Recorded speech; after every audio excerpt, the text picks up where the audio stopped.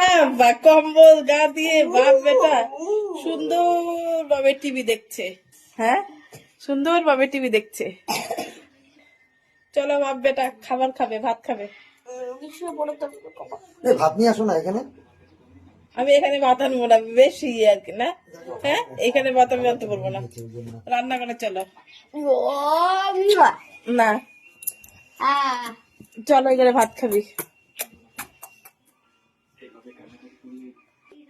পাগলামি করবি না, চল রান্না করে চল। তোর বাবাকে আমার কোলে কোলে শুয়ে পড়ো।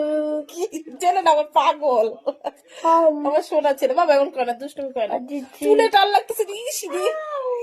কে তোর বাবা চুলে টান দিল নাকি? হ্যাঁ, আমি এখন শোবো না, শোনা